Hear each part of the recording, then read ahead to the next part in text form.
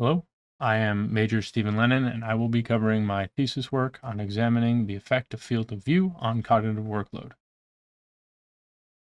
Quickly reviewing the agenda, we'll start with some background information, then cover the driving research questions and hypotheses that were put forth. I'll outline materials used and the methodology applied during the experiment. Next, we'll look at the results gathered and what conclusions were drawn. Finally, we'll talk about impact and proposed future work before ending with a period of discussion where I will answer any questions you may have. The background for this study comes from two avenues. Head-mounted displays, or HMDs, are gaining prevalence because they provide a lower-cost, more portable alternative to execute virtual training. However, the field of view of an HMD is notably smaller than that of an unobstructed person. On an operational front, electro-optical sensors, such as night vision goggles, thermal sights, and forward-looking infrared or FLIR, are in common use to offset the effects of degraded visual environments, frequently darkness. However, they have two well-known disadvantages. First, a severely restricted field of view, and second, that they present a monochromatic or oddly colored view of the world. It is also widely accepted that performing a task using these optics is more challenging than the same task without them.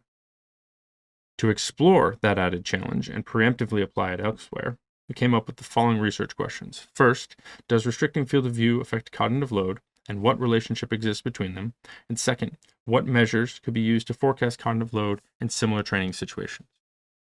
The corresponding hypotheses were then that restricting field of view would result in an increase in cognitive load, and in exploring the relationship, measures for predicting cognitive load would become evident. Overall, these are fairly straightforward hypotheses, but this study is intended to be foundational. The primary hardware of note was the Vario XR4 head-mounted display. On the software side, a Unity application provided field of view control, while the United States Army Aeromedical Research Laboratory multi-attribute task battery was used to drive workload. For anyone unfamiliar, the multi-attribute task battery, or MATB, consists of 4 primary aviation-like tasks. While the tasks are aviation-like, they are simplified to the point where lack of aviation experience is not a barrier to performance. A secondary subjective assessment task is also included. A layout of the tasks as presented during the study is shown on the bottom right. In the top right is a photo of the experimental setup. The left side screen in front of the swivel chair is emulated within the headset, which can be seen resting to the right of the chair. During the experiment, a total of 34 participants were given a brief training period and then conducted a session of the MAP-B under each of 3 field of view conditions. The wide condition was the full field of view available in the Vario headset, which is published at 120 degrees horizontal by 105 degrees vertical. The medium condition saw a slight restriction down to an 80-degree circular field of view. Finally, in the narrow condition, field of view was restricted to a 40-degree circle, which aligns with the normal field of view of most night vision devices used by the DoD. That narrow condition imposed over the MAP-B setup previously pictured is shown in the bottom right photograph. As previously stated, field of view restriction was accomplished with any Unity application. To do this, a pre-made package for desktop emulation was used, and a shader placed between the camera and the emulated desktop. The shader would simply render any pixel outside a defined radius from center as black. Existing research recognizes 3 modalities of metric to measure cognitive load. Those are performance, subjective assessment, and physiological factors. This study used all 3. Performance data were gathered from the scores attained on each of the MAP-B tasks. Participants were asked to subjectively rate their experienced workload, both in stride with the Continuous Subjective Workload Assessment Graph, or CSWAG, and after each trial with the NASA Task Load Index. Physiological data were gathered on heart rate variability via a polar heart rate monitor, galvanic skin response via a shimmer device, and pupil diameter using the native eye tracking capabilities of the Vario headset. Here we have a brief video demonstrating the experimental setup as experienced in the virtual environment. You can see the narrow field of view condition is imposed. It's causing a significant amount of restriction, which leads to the participant needing to move their head frequently and often. Results analysis started with examining multivariate effects. To do this, multivariate analysis of variance, or MANOVA, for repeated measures within subjects was applied. This indicated that there was significant multivariate effect of field of view change on the dependent variables. We then conducted a discriminant analysis to attempt to explore more about the significance on each dependent variable. As can be seen in the table, the two discriminant functions generated, the first accounted for 81% of variance and the second the remaining 19%.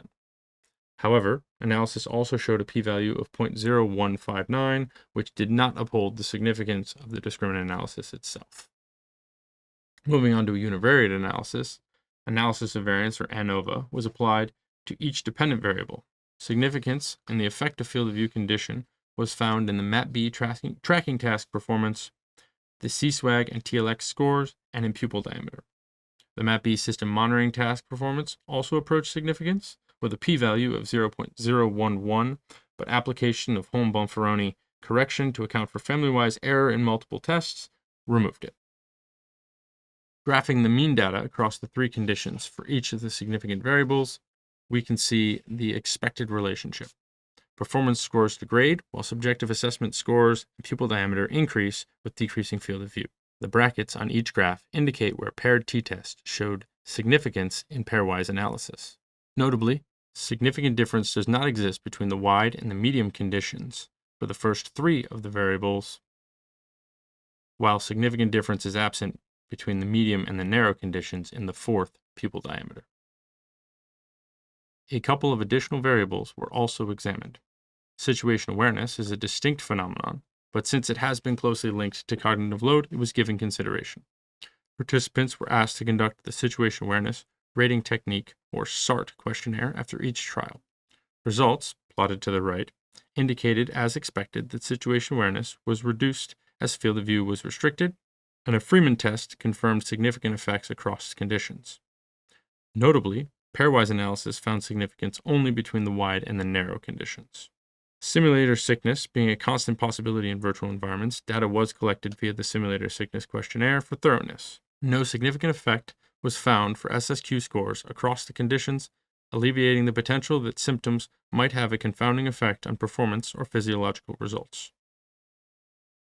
Referring back to the research questions, the multivariate and significant variables in the univariate analysis support that restricting field of view increases the cognitive load one experiences.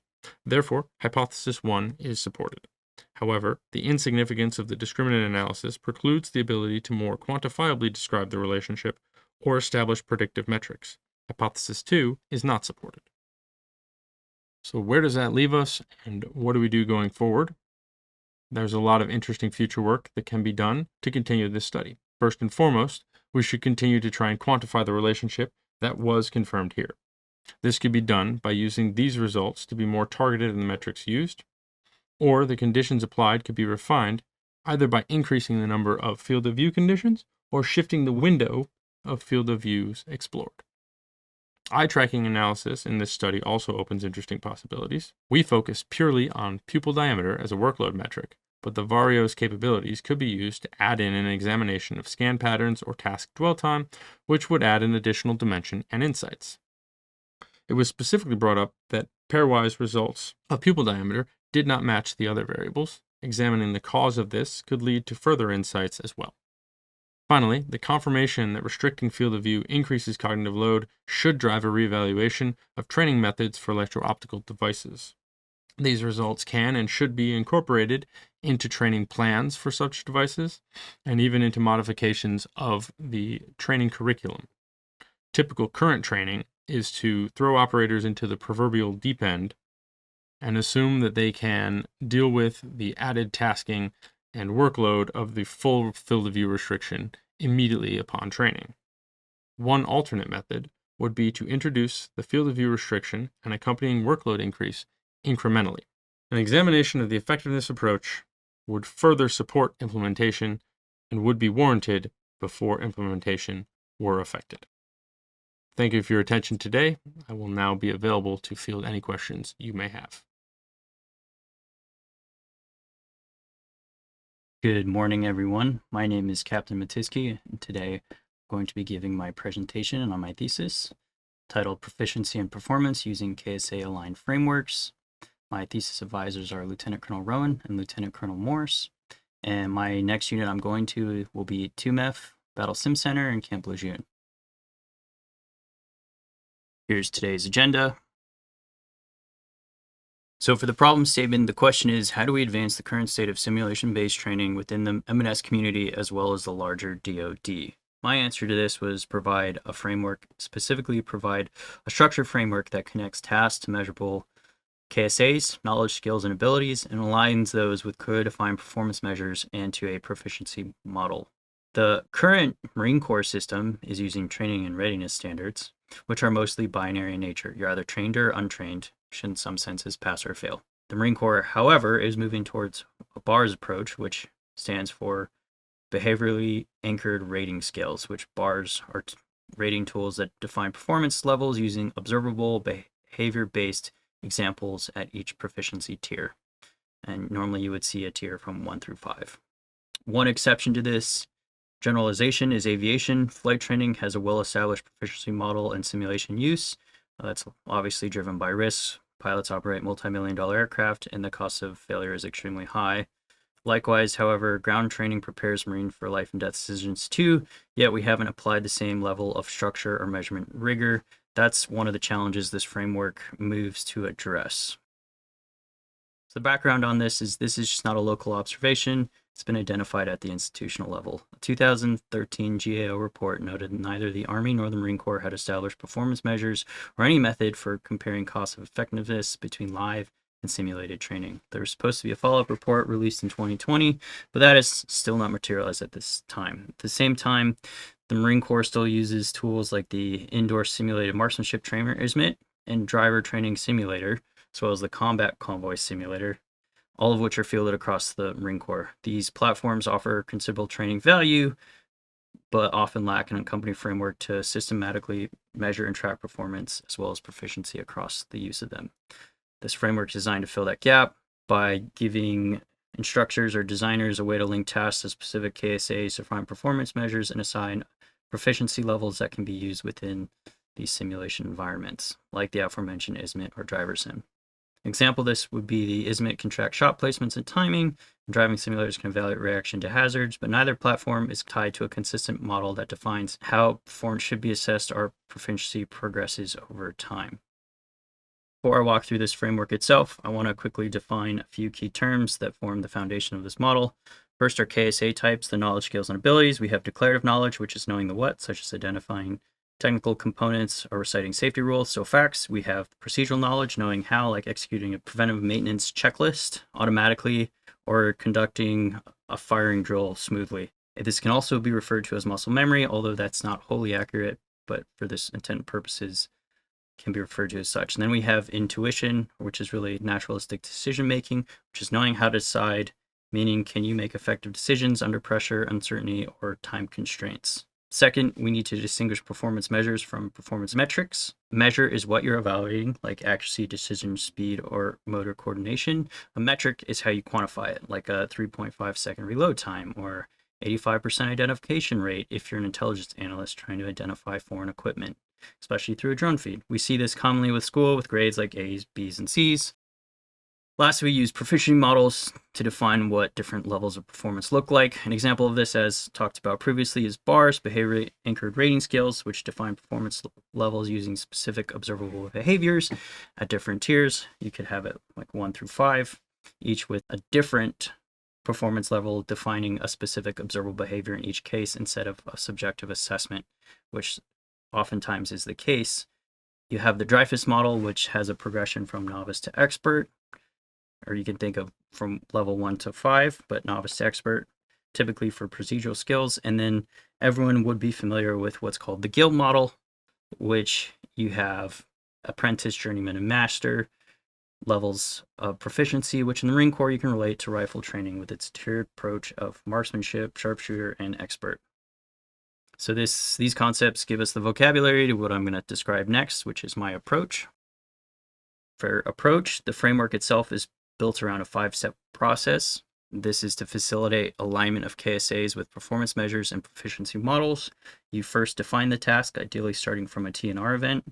You break that task into KSAs. So what does someone need to know, do, or decide? Classify each KSA as declarative knowledge, procedural knowledge, or intuition. Assign performance measures for each KSA type. These performance measures are derived from the KSA type, as well as research specific to the task. Within my thesis, I discuss marksmanship as well as driving, which has literature on various relevant performance measures. And then you apply a proficiency model to map how these performance measures should look at different levels of development.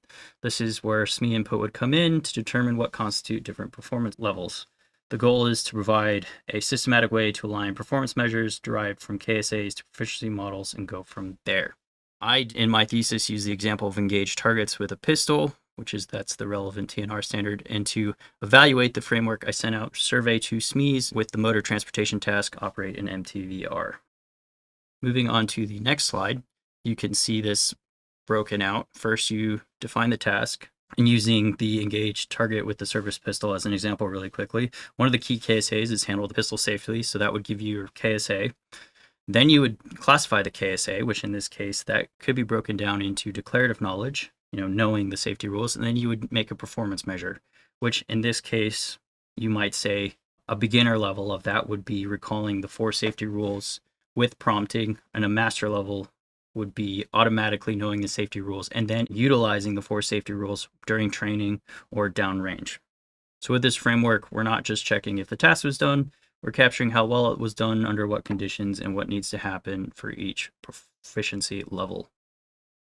So moving on to the next slide, I will speak to you briefly when it turns to live about the SME feedback I have received, but the results of this should be the use of the framework, which you could either use retroactively or for future simulations.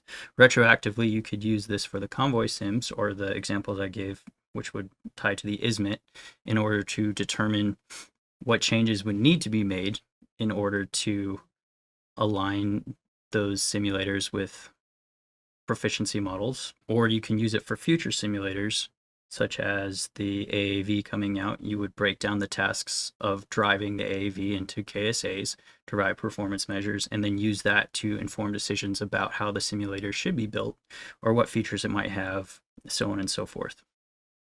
For future work, this could be developed as a digital tool instead of looking at tables to cross-reference and build your performance measures into proficiency models. This is also the first step towards training effective evaluations across the Marine Corps. So you would use this to generate performance measures related to the proficiency models and then do that for a specific task and then actually do the training effectiveness evaluation of said task.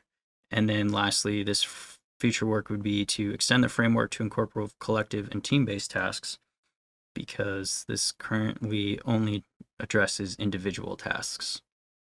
I am now going to turn this over for the discussion. Lastly, this is again my email and then the unit I'm going to next.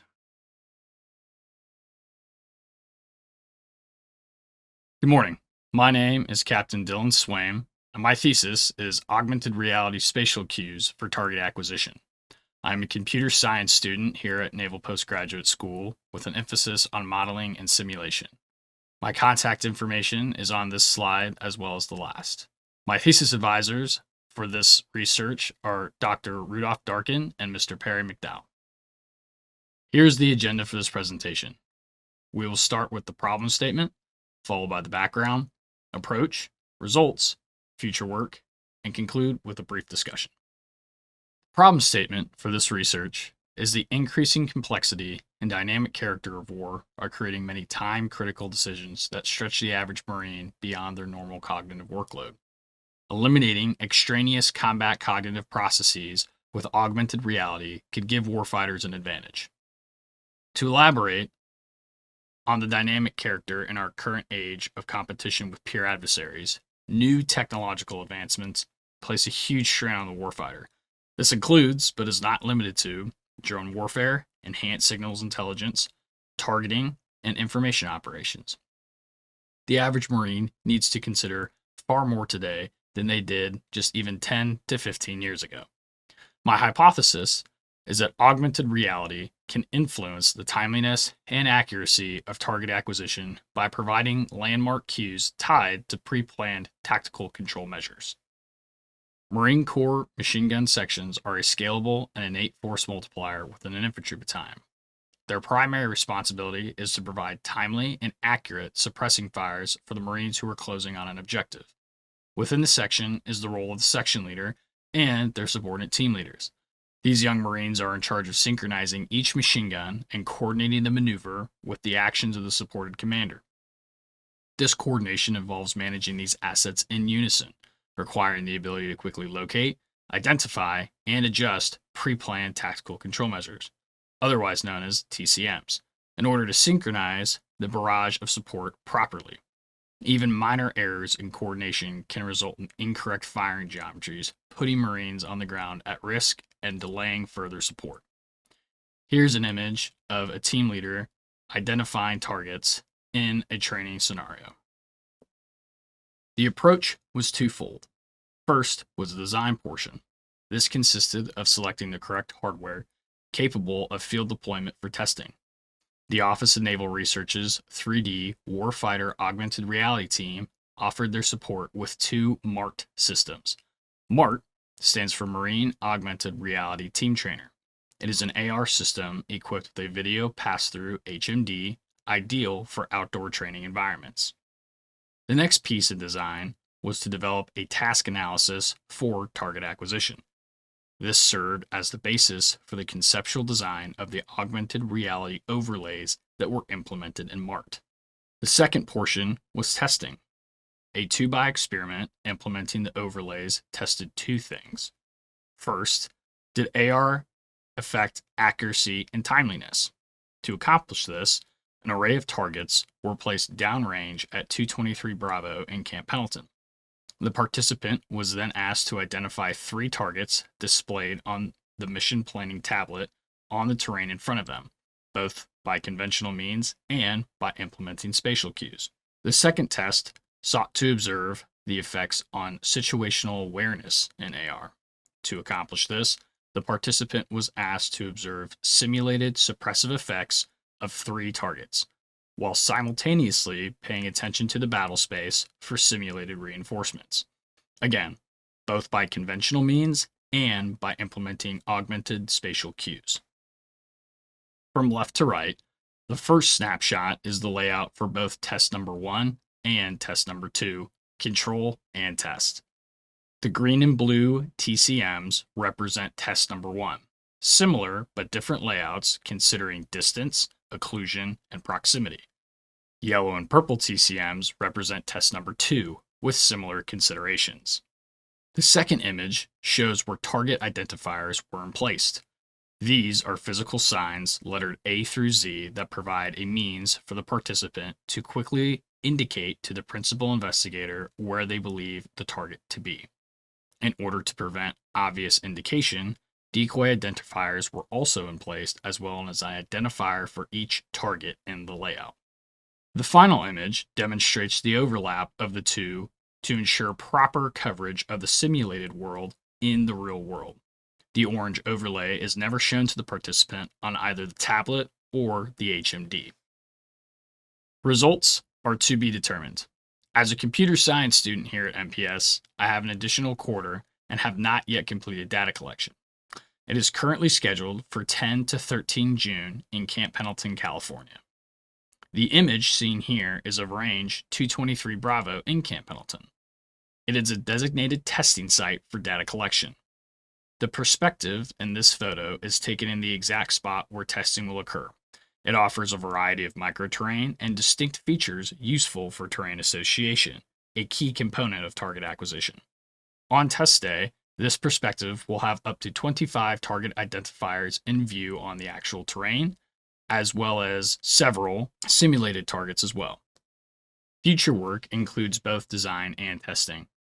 For design, this research did not develop the conceptual design that was functionally used in MART. All overlays developed were manually inputted into the system as though they were products of pre-mission planning. A more robust design would automatically implement safety line data, provide an HMD-mounted option for designating targets, as well as entity tracking via network devices in order to identify friendly personnel. For testing, modifying the emplacement to indirect lay versus direct lay as used in this research. Indirect lay obscures a participant's vision for the target itself, a common technique used for defensive machine gun employment. In this situation, spatial cues may have an even greater opportunity for improving accuracy and timeliness. This concludes the presentation. Thank you. Hello, my name is Lieutenant Junior Grade Ethan Williams. I am a 2025 graduate of the MOVES Institute at the Naval Postgraduate School in Monterey, California. I am a cryptologic warfare officer in the United States Navy, and I will be heading to CWMA 61 out of Fort Meade, Maryland, post-graduation. In this video, I will be presenting the findings from my thesis titled Assessing Virtual Reality Head-Mounted Display-Induced Cyber Sickness in Simulated Maritime Dynamic Environments. This research focuses on understanding the impact of dynamic maritime motion on cyber sickness experienced by users of modern virtual reality headsets, particularly in the naval training environment. And as you'll see, this study provides some critical insights into the Navy's use of VR for training and operational readiness. My personal email is there for you as well in case you'd like to reach out regarding anything I present here in my thesis research. And a big thank you to my advisory team, Lieutenant Colonel Charlie Rowan and Perry McDowell, for their support throughout this research. To give you an overview of what we'll cover in this briefing, I will begin with the problem statement and background, and then I'll walk you through the experimental design and approach I used to conduct the research. Following that, we'll dive into the results, focusing on some key findings related to physiological response, like heart rate variability, and galvanic skin response, along with subjective results via the simulator sickness questionnaire.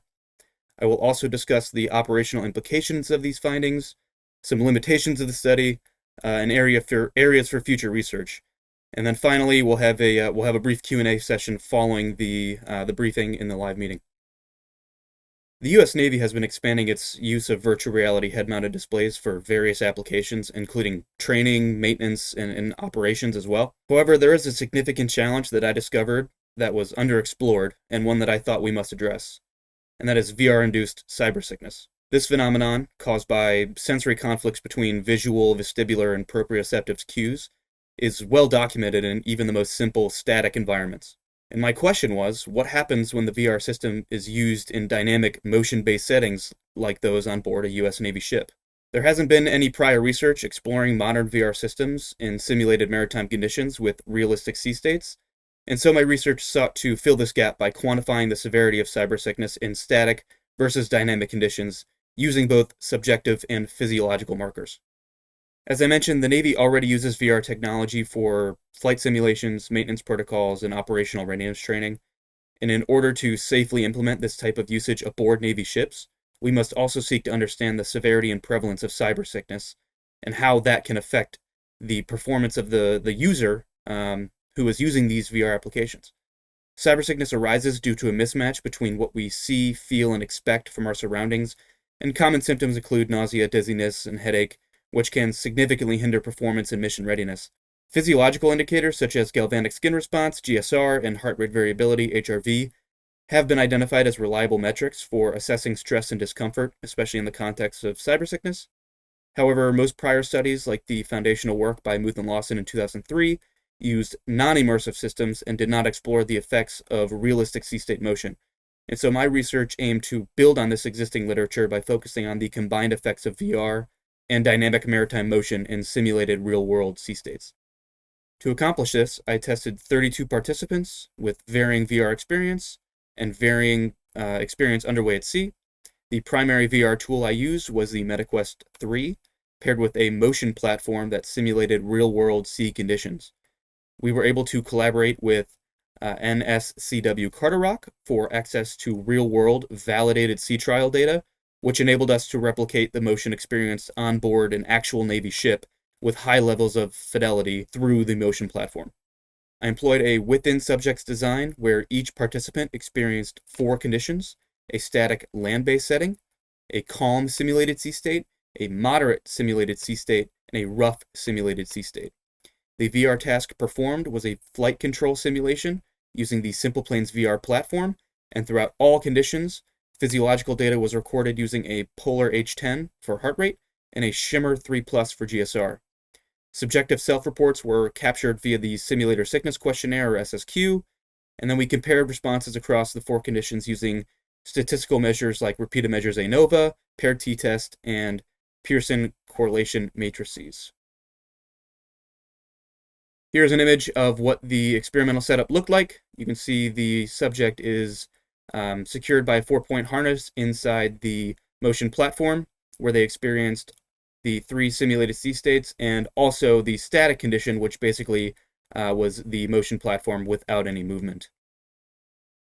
Here's a better close-up. As you can see, the GSR on the right wrist, the polar H10 is wrapped around the sternum under the clothing on the skin. Here's the polar H10 in shimmer. And here is a breakdown of the subject pool, the demographics of the subject pool. On the left side are generalized data points, and on the right side is a breakdown of the different military occupational specialties, rank, statistics of those that were military. All right, let's dive into the first set of results, focusing on GSR. GSR is a physiological marker of sympathetic nervous system activity, and we measured both tonic and phasic GSR responses. Tonic GSR represents more baseline arousal, and phasic GSR reflects short-term acute stress responses.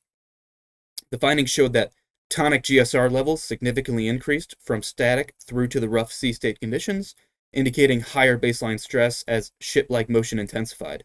This suggests that motion in the maritime environment activates the sympathetic nervous system, likely due to that sensory conflict that manifests as symptoms of cybersickness.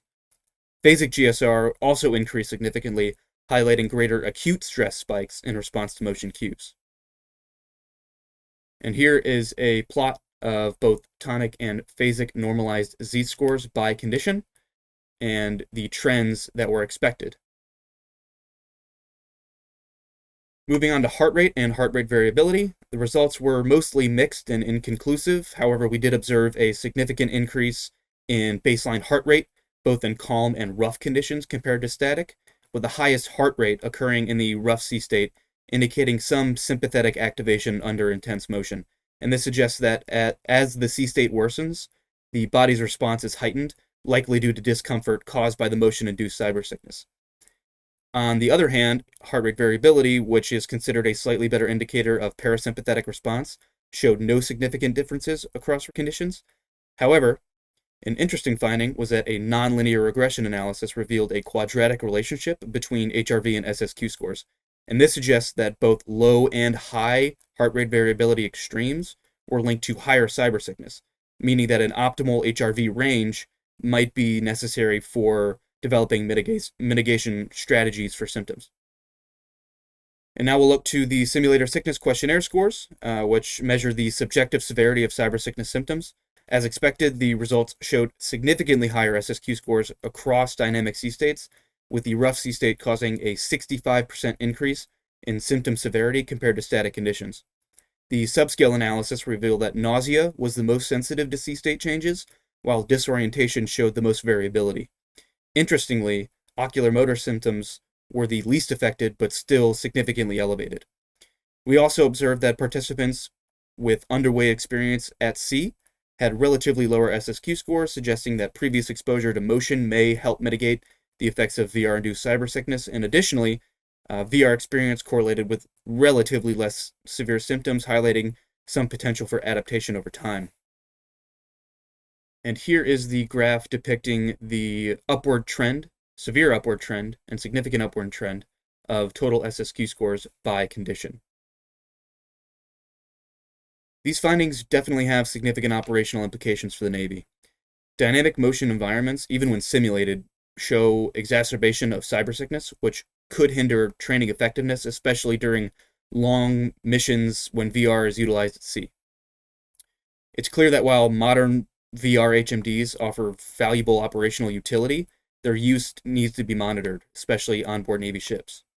Physiological markers such as GSR and HRV could provide real-time insights into user stress and could be used to develop adaptive systems that adjust VR exposure based on user comfort. In short, and based on the results of my research, the Navy must account for the risk of cybersickness when deploying VR for training and readiness, especially on extended underway missions at sea. While the study does provide those important insights, there are some limitations to consider. First, the research was conducted in a controlled laboratory setting, so future work should involve some field validation aboard actual Navy ships under real sea conditions. Additionally, the study focused on physiological and subjective measures of cybersickness, but incorporating some task performance metric could help quantify the impact of cyber sickness on operational readiness and VR effectiveness. Future studies should also explore the potential for real-time adaptive systems that monitor physiological stress and modulate VR exposure accordingly. And finally, I think expanding this research to other military platforms such as submarines or even amphibious vehicles would be valuable for broader operational application. And with that, I thank you for your attention and interest in my thesis research, and I now welcome any questions that you might have about the study and its implications for Navy training and operational readiness.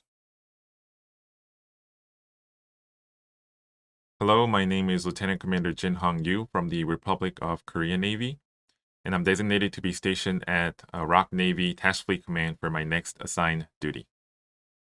Today, I'll present my thesis, Understanding the Effects of Automated Decision Support Tools on Novice Cognitive Workload in VR Damage Control Scenarios. This research was conducted with support from my advisors listed below, and the study is a direct response to a growing operational problem in the Navy. I will start off with introducing the problem statement and end the presentation with areas to focus for future work. Why does this matter now? Today's Navy is challenged by a real and ongoing recruiting crisis.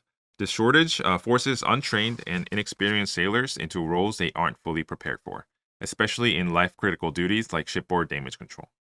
Damage control is an all-hands evolution in which everyone on board the ship responds to, and the difference between a minor incident and a casualty often depends on quick, confident decisions. To solve this issue, the Navy is turning to advanced technology, such as decision support tools.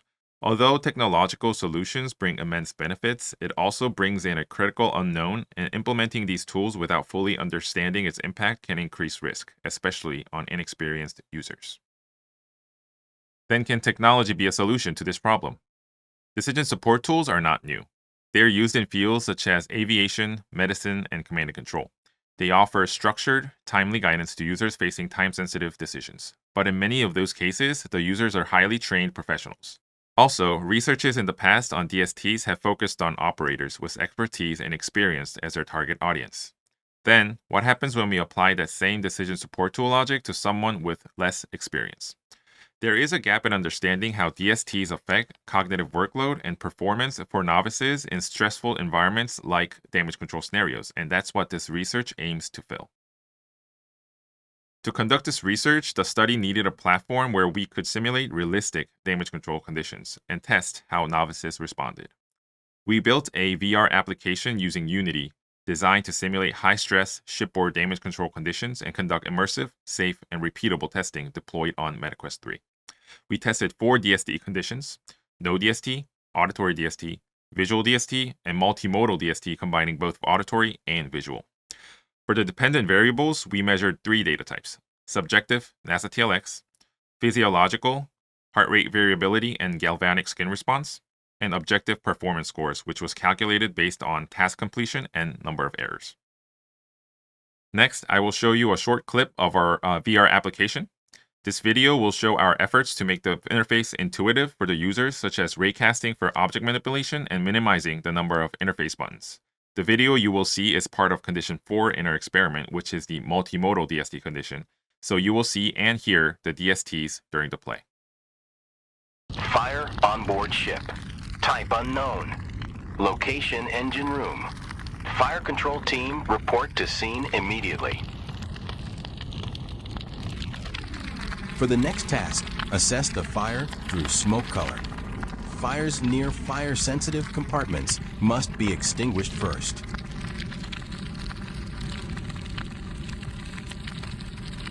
Report sent. For this task, guide your fire team to aim at the base of the fire and ensure the fire team is not spraying at an already For our analysis methodology, each participant completed all 4 conditions, and Latin square was used for trial sequencing of DST conditions to counterbalance the orders. Analysis was conducted using 3 approaches. First, MANOVA and discriminant function analysis assessed multivariate effects. We evaluated the overall impact of the 4 DST conditions with MANOVA, and then determined which combinations of dependent variables best distinguish the conditions using the discriminant function analysis. Second, separate from the multivariate analysis, univariate ANOVAs for each dependent variable was conducted, followed by pairwise t-tests. Third, we conducted supplemental measures, simulator sickness questionnaire, and qualitative participant feedback to add context to our quantitative findings. Now, what did the results reveal? For the overall effect of the DST conditions, MANOVA revealed a statistically significant multivariate effect. Follow-up discriminant function analysis showed that function 1 explained 97.6% of the variance, in which the performance score variable was the strongest contributor to that function with the correlation at 0.983. This meant that the type of DST a participant had used had a real measurable impact on how they performed and justifies looking at those effects more closely. Furthermore, functions 2 and 3 had lower discriminatory power, which will be better seen in the plot on the next slide. Here is the discriminant function plot. If you focus on the group centroids marked in blue squares, you can see there is a clear separation between the conditions in function 1's horizontal axis direction, particularly between no DST and auditory DST. On the other hand, function 2's narrow vertical spread suggests low discriminatory power, explained from that function. This visual reinforces the statistical finding of the overall effect of the DST conditions. Next, separate from the multivariate analysis, univariate ANOVAs showed that performance scores differed significantly across DST conditions. Auditory DST led to the best performance, followed by multimodal, then visual, and then no DST as the worst performance. However, there were no statistically significant differences in subjective or physiological workload indicators. So even when users performed significantly differently, their perception of mental demand and workload did not change significantly. This suggests a mismatch between how novices perceive workload and how well they perform, a central theme in which will be mentioned in the discussion. Next, these box and whisker plots visually support what was explained in the previous slide. As you can see, subjective and physiological workload indicators did not show a significant difference, and the performance variable was the only significant difference we observed in the ANOVAs. Next, for the SSQ and qualitative results, simulator sickness scores were not significantly different when measured across DST conditions, but did show a difference with statistical significance by experiment run, as the sickness scores increased as the exposure time increased. This suggested that VR fatigue is a factor to monitor during long or repeated trials. Next, anecdotally, participant feedback was consistent with quantitative data results. Auditory DST was rated the most helpful and least burdensome, and users rated no DST as least helpful, and the task conducted with no DST assistant was rated to be the most difficult. The first insight from this study is that performance improved significantly with DSTs, but subjective and physiological cognitive workload indicators did not show significant change. This means that users' performance improved even without feeling less workload, and thus their perception and the reality did not match. They were objectively doing better, but not perceiving less workload. This may suggest metacognitive misalignment. Novices may lack the knowledge and experience to self-assess their performance or their workload. This aligns with the theory by Dunning-Kruger that novices who are less trained and less experienced are overconfident in their perceived abilities, even though their performance is actually low. As you can see from the plot, the operators at the novice stage marked in orange have their actual performance down here, whereas their perceived mastery and perceived performance is high. And the misalignment between the actual and the perceived show that novices' confidence may be inflated with what the researcher called the beginner's bubble. Next, I would like to shift your attention to the modalities of the DST. Between the different modalities examined in this study, auditory DST was not only the most effective, but also the least burdensome. This aligns with Wickens' multiple resource theory as depicted on the slide. Due to the damage control scenario's visual search task characteristics, such as visually assessing the fire, searching for flammable objects, or navigating the scene to find injured sailors, visual channels are already saturated during these tasks, while auditory channels remain underutilized compared to visual sensory channel. Thus, although visual cues increase performance compared to the no DST condition, at the same time, the visual DST competed with task-relevant search demands and thus resulting in lower performance scores than the auditory condition. Now, based on what was available for this research and what limitations we found, some future research directions were identified. First, a better approximation of real operational environments and adding complexity for operational realism could be beneficial in the future, such as adding factors like communication noise, team interaction, or complex tasks. Next, this study's sample population only consisted of novice personnel, so future research could include varying levels of damage control expertise into the sample population to allow comparative studies and understand how shift of expertise changes DST preferences and effectiveness. Also, the study utilized pre-scripted event-based triggers for DST activation. So future research could look into developing adaptive DSTs that use biometric signals to trigger cues only when needed and reducing unnecessary cognitive load. Lastly, we should also explore tasks beyond visual search tasks to stimulate and challenge various sensory channels and also look into optimal plans to minimize VR fatigue for prolonged exposures. In summary, this research showed that DSTs, especially auditory DSTs, can improve novice performance in high-stress VR damage control tasks. But it also revealed a challenge that novices often don't recognize when they're struggling or succeeding and are overconfident in their abilities, which could lead to operational risks. This emphasizes the need for the study, which we covered in the beginning of the presentation, that we need to fully understand the impact of advanced technologies on the targeted audience before implementing the tools into operation. If we design for the expert, we risk overwhelming the novice, and if we measure only what the novices report, we risk missing the truth. Thank you for your attention, and I welcome your questions now.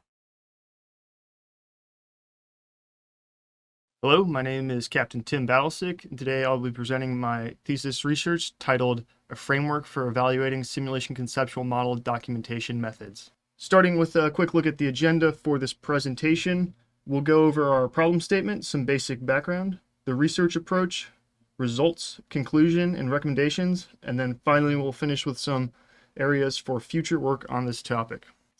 So for the problem statement, simulation is used throughout the Marine Corps and DoD as a whole, with applications in training, analysis, and wargaming. One of the leading examples of this is Project Tripoli. Project Tripoli, among other things, looks to create a continuous live, virtual, and constructive training environment. Within this environment, many different simulation systems and C2 systems will be linked together to provide realistic training to Marines around the world in real time. One of the key challenges with this is interoperability between systems, which poses a huge challenge to the endeavor. One way to mitigate these problems is to adhere to the Distributed Simulation Engineering and Execution Process, or DSEAP. DSEAP is composed of 6 steps, and of those, step 2.2 specifies the development of a conceptual model within a distributed simulation environment. However, few simulation programs currently provide a documented simulation conceptual model, or SCM. Those that do often do not have complete documentation or all of the information needed to facilitate the DSEAP process. One of the leading causes for lack of documentation or lack of useful documentation is that there's no current standard within the field and dozens of different methods for documenting SCMs. There also does not currently exist any standard for evaluating SCM documentation. I'll now go into some of the background information on this research. First, what is a simulation conceptual model? There's a large amount of literature on the topic with varying points of view. However, some of the common themes across the definitions is that it is a simplified representation of a phenomenon. It describes assumptions, inputs, outputs, and processes of a referent, and finally, that it is implementation independent.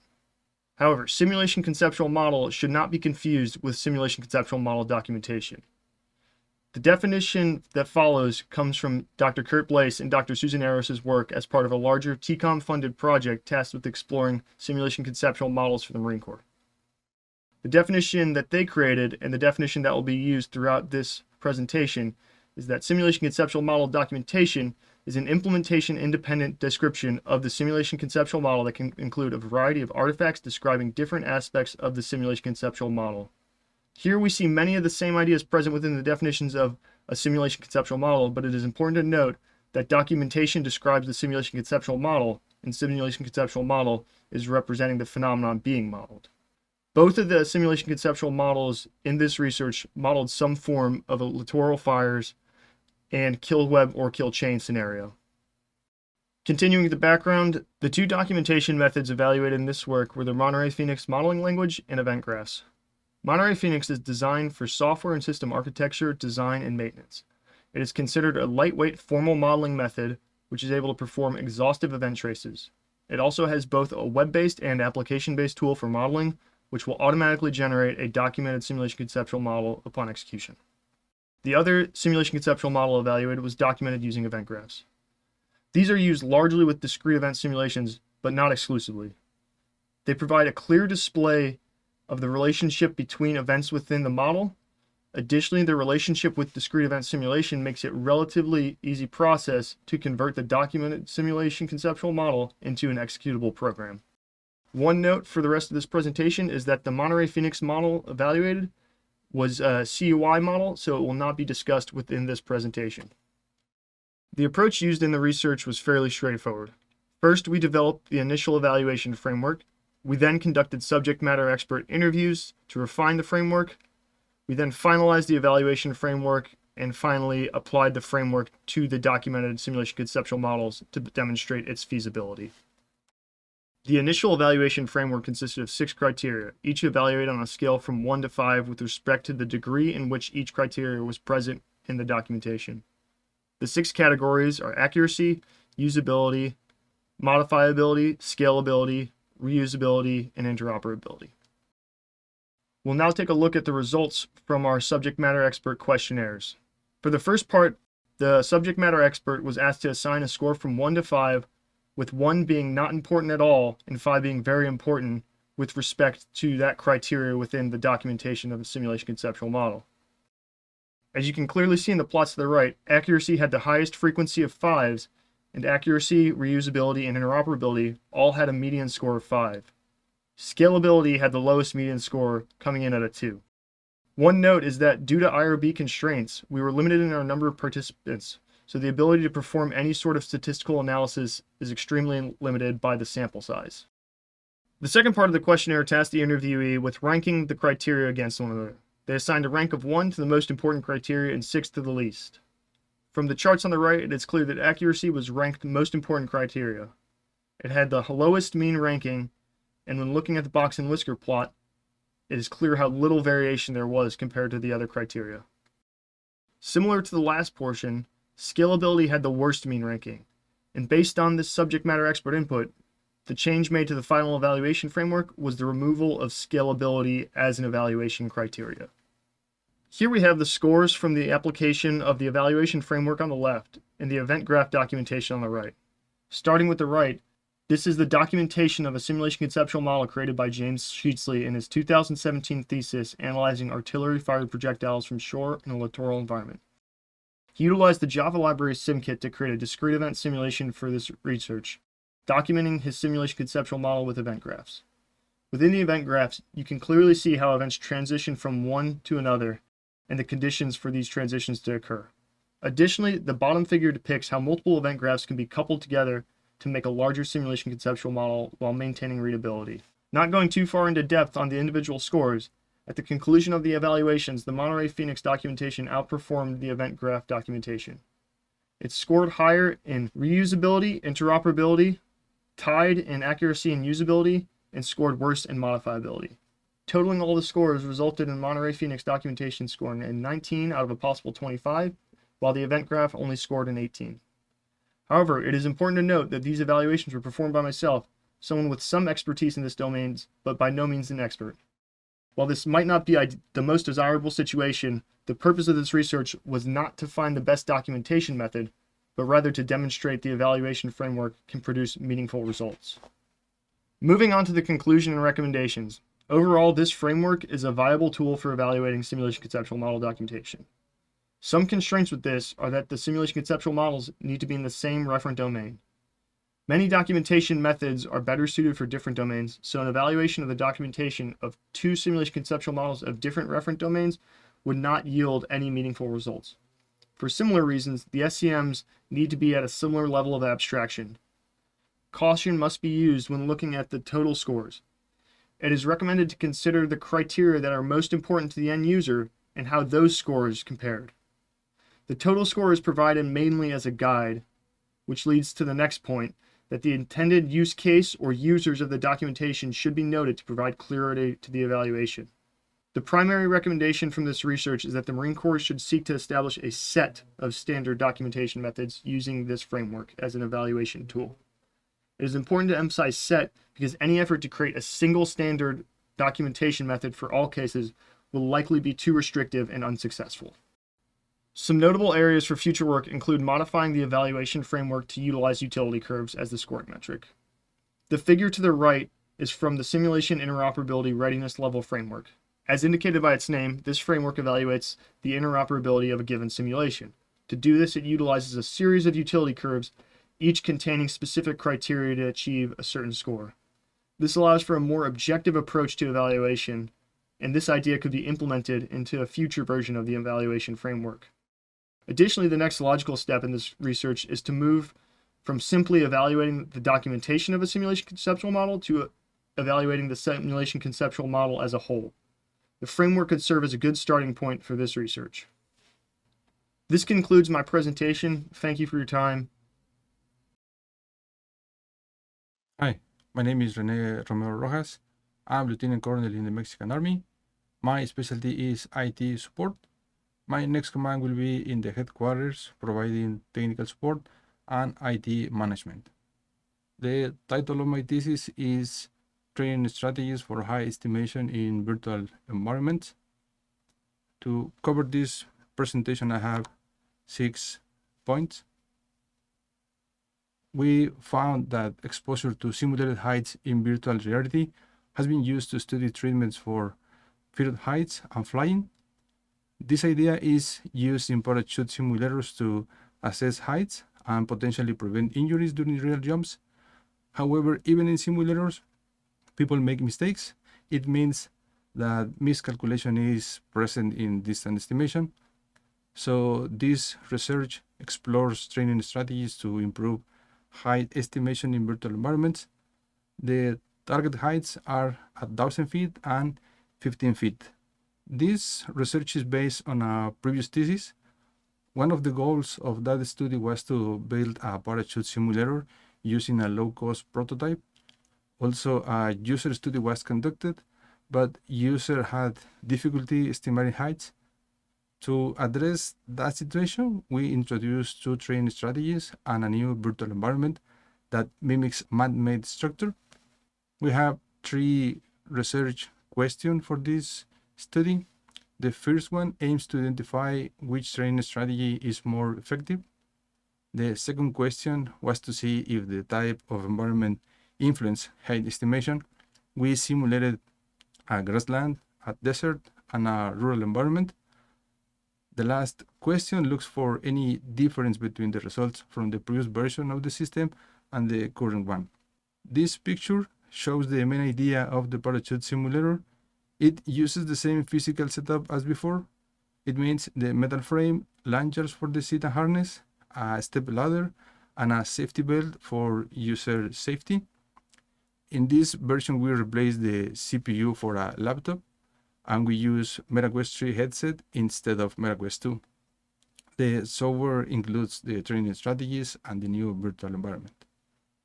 The training strategies are system control pausing. It means the system pauses the fall 6 times at specific heights. Each stop lasts 10 seconds, and then the fall continues. Audio feedback is provided at each stop, and the altimeter shows the current height. User and system control pausing is another strategy, which is the same as the previous, but the user can press the X button on the left-hand controller to stop the fall when they want. This illustration shows the 3 starting heights in the green boxes and the 6 stop points in white boxes. On the left side, the 2 target heights are indicated. It means 1,000 feet and 15 feet. Here is a short video from the previous version of the simulator in training mode. There is no audio feedback for training, and the fall is continuous.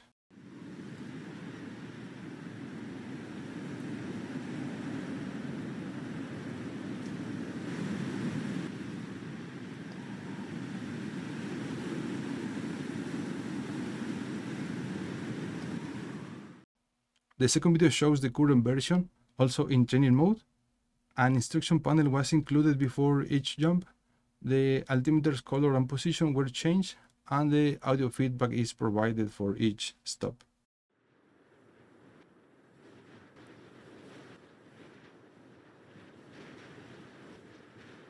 The falling has stopped. You're at the final approach height.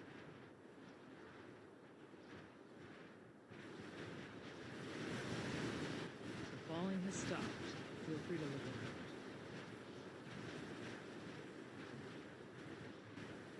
The falling has stopped. You are at the flare height.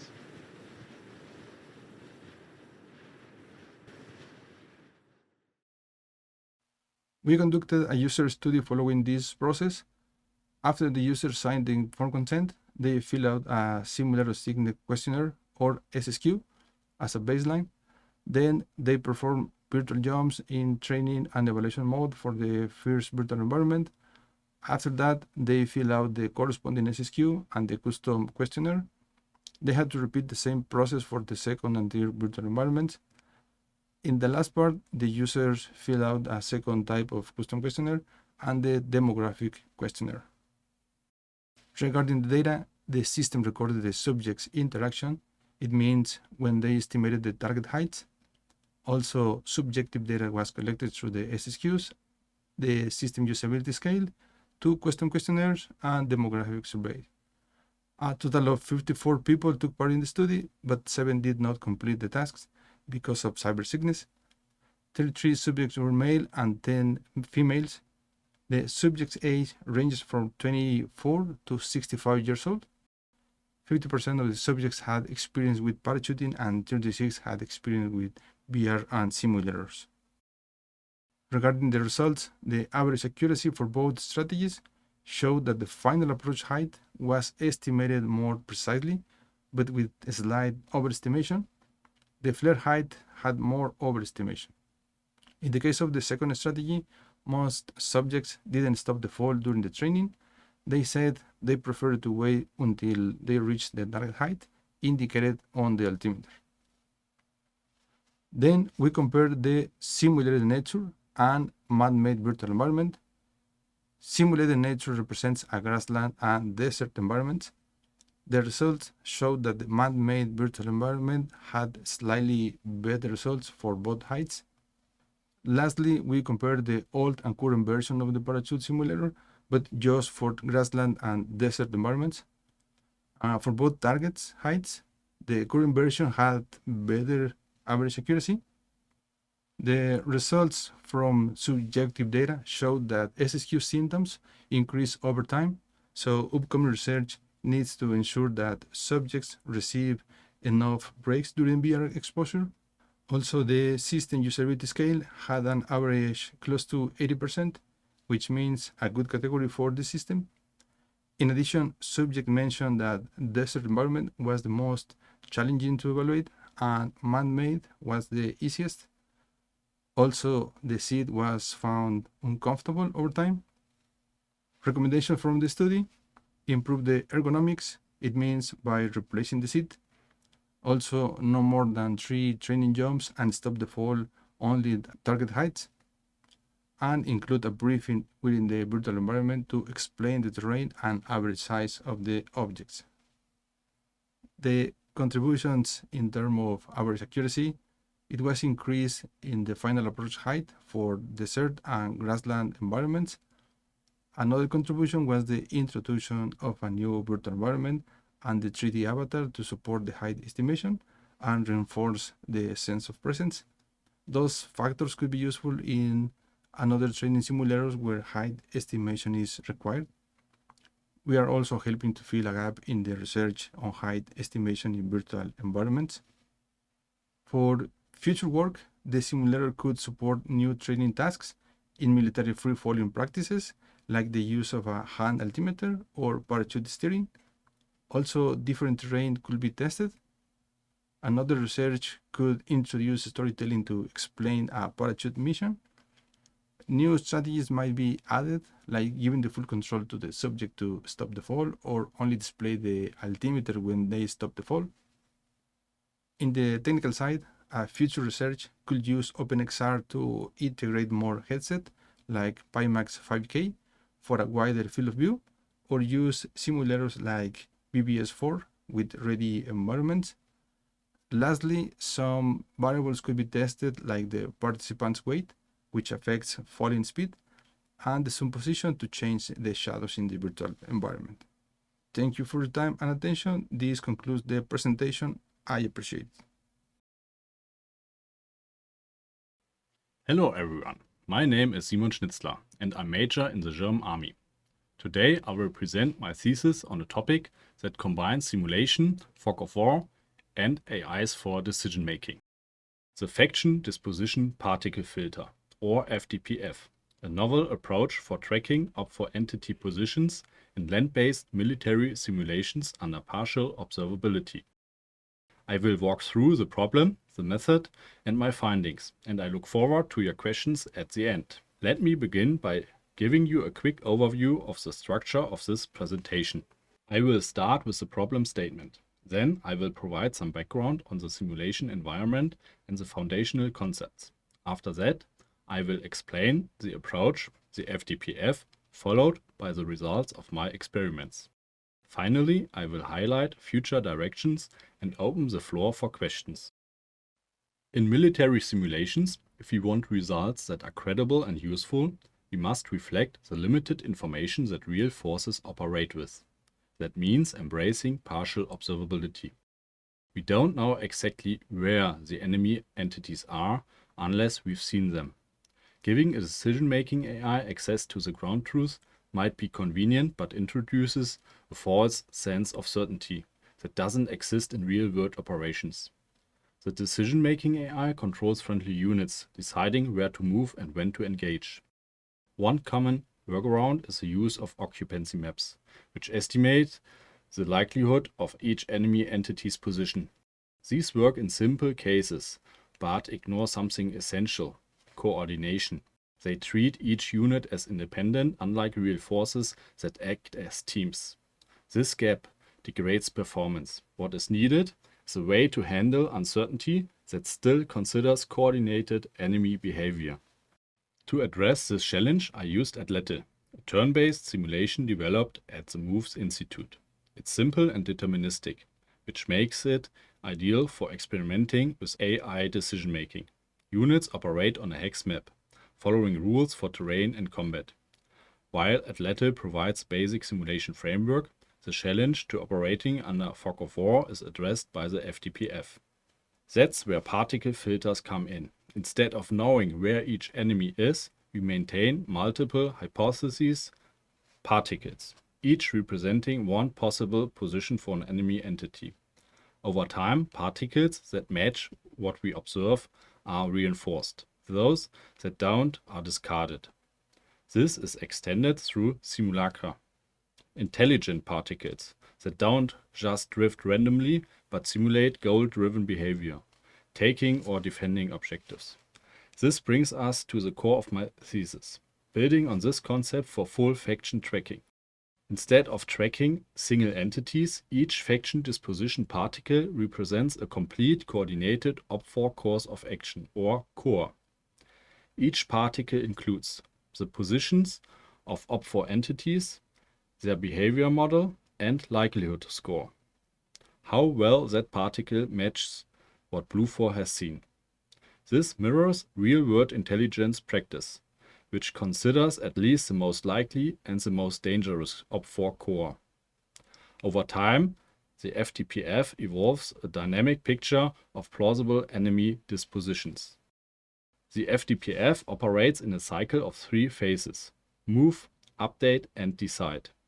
In the move phase, each particle simulates how OP4 might act, assuming that particle's internal state is true. The lightweight AI guides enemy movements based on terrain and Blue4 positions. In the update phase, we compare each particle to current observations. Predictions that match are rewarded. Those that conflict are penalized. This creates a belief distribution over plausible cores. In the decide phase, these weighted particles guide the Blue4 decision-making AI. It evaluates each possible action across all particles and selects the one with the highest expected utility. This figure shows the concept in action. Top left, the ground truth, actual positions of OP4 and Blue4. Bottom left, what Blue4 observes, the perceived state. On the right, 2 particle states, one assuming defensive behavior, the other offensive. During the update phase, the system compares each particle to the observed state. The defensive core matches perfectly and gets an estimated likelihood of 99.66%. The offensive core, which doesn't match, drops to 0.34%. This scoring lets the FDPF weigh all hypotheses, based on their consistency with observations, allowing more plausible particle states to have greater influence on decisions. The goal of my evaluation was to explore how the FDPF can be used to estimate OP4 entity positions and support a BLUFOR decision-making AI in choosing its next action under partial observability. I ran a series of experiments testing different particle AIs and methods to take advantage of the weighted particle states. The results showed that the prototype worked. In several scenarios, especially when uncertainty was high, the FDPF led to significantly better decisions compared to simpler fallback strategies. A key finding: it's often enough to include one particle AI per plausible enemy strategy. Exact matches aren't always needed, but behavioral coverage is essential. On the other hand, adding multiple very similar particle AIs slowed down the FDPF's ability to recognize the most likely enemy behavior without improving decisions. So it's not about quantity, it's about strategic diversity. Another insight: the FDPF's strengths in handling uncertainty can lead to conservative decisions. Sometimes it's better to commit to one OP4 core, even at the risk of being wrong. This reveals a trade-off between playing it safe and taking initiative, especially in time-sensitive situations, and highlights a key area for future improvement. In short, the FDPF improved decision-making under uncertainty and proved both feasible and valuable, laying a foundation for future improvements. Looking ahead, there are several promising areas for future work. First, the decision-making AI could be improved by balancing robustness and decisiveness, allowing it to commit more confidently to a single OP4 core when appropriate. Second, the FDPF could be applied in more complex simulations, including those with noisy or incomplete data. Comparing it directly to other belief representations like occupancy maps would also be valuable. Finally, an exciting direction is predictive planning. Because each particle includes a behavior model, we could simulate future OP4 behavior, allowing BLUFOR to act not just on current estimates, but on anticipated movements. That brings me to the end of my presentation. I have outlined the motivation, the approach, and my findings, and shared future directions. I would now like to open the floor for questions. Thank you. Good morning. I am Lieutenant Smith, and today I'll be presenting my thesis work on adversarial experimentation in ATLATL. For the agenda, I will be covering our problem statement, the background of my research, the approach I used for this research, the results I've gotten from the research, and any potential future work following this research. Modern military AI models are increasingly used for decision support, but they are often faced with unpredictable and adversarial environments. Many current evaluation methods rely on static or designer-curated scenarios, which miss edge cases or hidden failure modes. My work addresses this gap by developing a scalable testbed that systematically generates adversarial scenarios to probe AI weaknesses in a controlled simulation environment. This thesis is part of a broader effort in adversarial AI testing, supported by the Office of Naval Research, the Naval Postgraduate School, and other academic institutions. Within that space, my work focuses on building an experimentally grounded testbed for discovering weaknesses in AI behavior, particularly when under stress.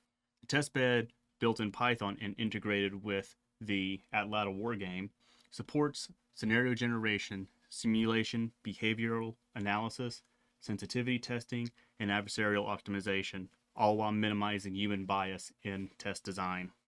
The approach unfolds in several phases. First, we use probabilistic scenario generation to sample a diverse range of battlefield setups. These are then evaluated in a dual match simulation to isolate the blue AI's performance. Next, we use behavioral mapping and Sobel sensitivity analysis to identify vulnerabilities.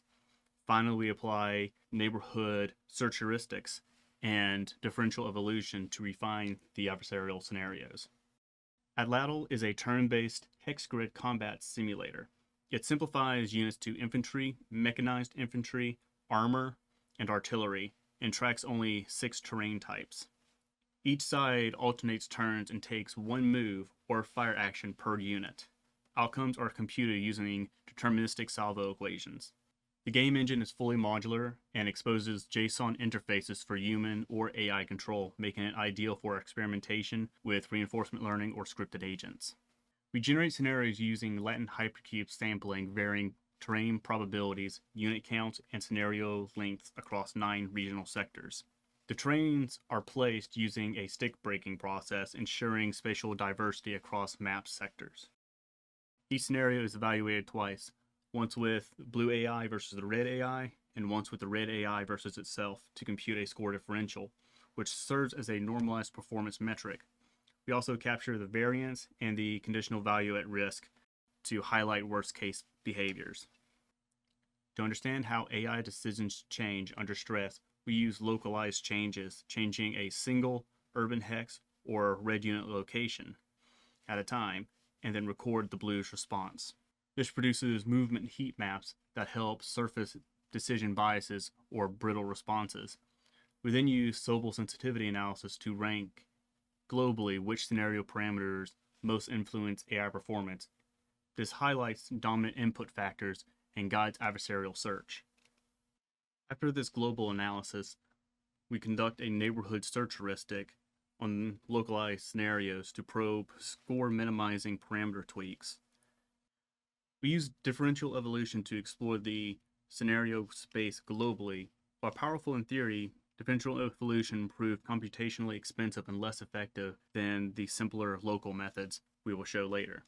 For the global sensitivity analysis of NAM AI v5, which is a heuristic-based AI, we see moderate predictability and a strong dependence on the red AI type as shown here in the first order Sobel indices and the total order Sobel indices. We also see very minimal interactions with the terrain for both the total order and the first order, as we see here.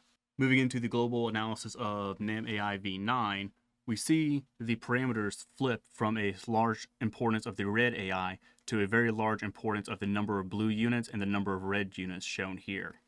This is reflected both on the first order and the total order indices, as we see here. This shift of importance from the red AI type to the number of red and blue units points directly to a flaw introduced with NAM AI v9. This flaw is where this AI is outnumbered, it will take no action. And this is clearly shown in this global analysis, and we'll see more of it later. Moving into the global sensitivity analysis of Pascal, a neural network-based AI, this shows a much more complex pattern. It's moderately sensitive to scenario length and the terrain in the center of the map, as we see here, which suggests potential for adversarial terrain exploitation. This confirms that learned models may develop unintended spatial biases depending on training data. We applied a neighborhood search heuristic to the bottom 5% of scenarios found in the latent hypercube sampling to find local score minimizing changes. For NAM AI v5, we observed predictable but moderately exploitable behavior with the greatest scores from greedy movement logic. On the left, you see the scenario before it was optimized, and on the right, you see the scenario after it has been optimized. This optimization mainly changed the order in which the blue units approach the red units. Here in the unoptimized situation, we have both the blue units approaching the red units here in a 2v2 scenario. In the optimized scenario, we see the 2 blue units approaching the red units one at a time, where we have a 2v1 scenario between these 3 units, followed by a 2v1 scenario between these 3 units. This overall minimizes the amount of damage done to the red units, thus making the scenario worse for blue. NAM AI v9 was much more vulnerable due to its condition when it is outnumbered, resulting in over 100-point score drops that we can see here. Overall, throughout the scenario, for both the unoptimized and the optimized, the blue units remained completely stationary and did nothing but fire back upon the red units as they approached. The automation here was that the scenario length was increased to allow the red unit to accumulate more points based on capturing and owning this city. Pascal showed complex but still exploitable behavior. For example, it sometimes left cities to chase red units, indicating a learned but flawed decision logic. Here in the unoptimized scenario, you see the blue unit move into the city and then immediately move out and into the red units to the west. That unit is shortly destroyed. You also see a very interesting interaction with the units here in the southeast area. They move in a very odd pattern, with specifically this blue 0 unit moving back and forth onto this city and just moving around.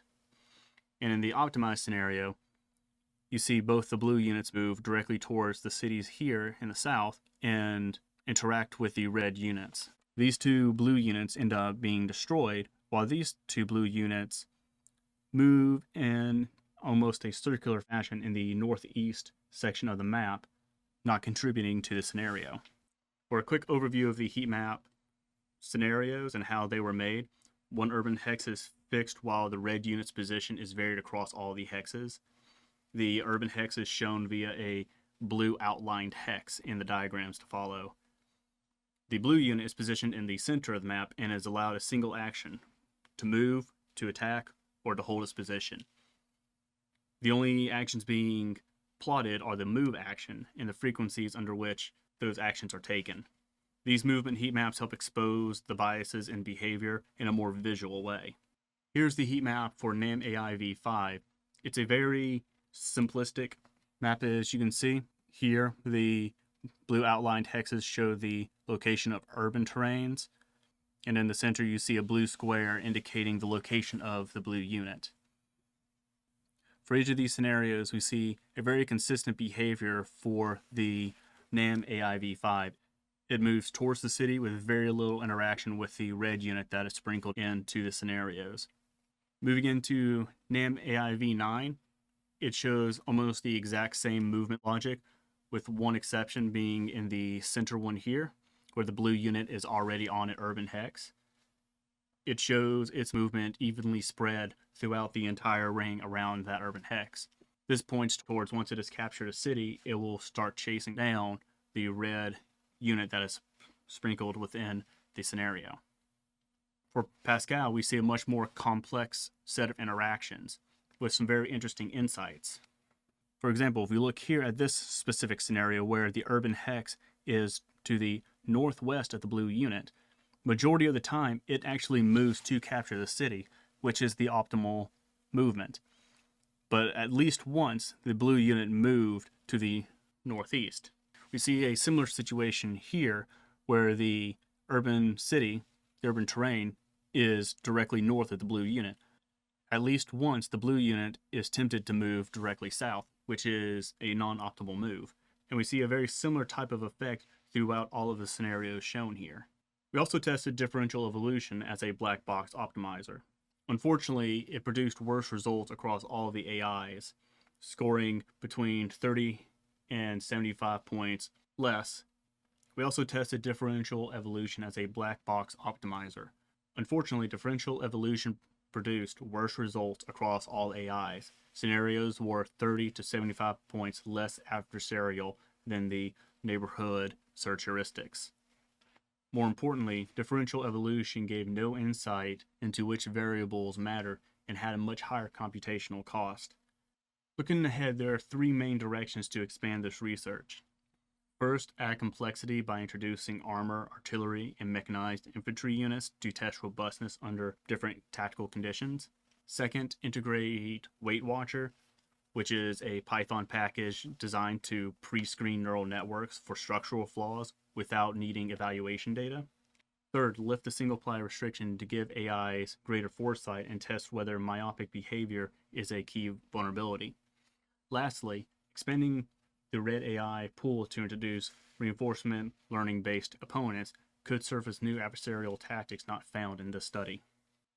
In summary, this research developed a structured, scalable testbed for probing AI vulnerabilities in simulation. The combination of probabilistic scenario generation, sensitivity analysis, and local adversarial search proved more effective and interpretable than the differential evolution black box optimizations. Thank you, and I'll welcome any questions.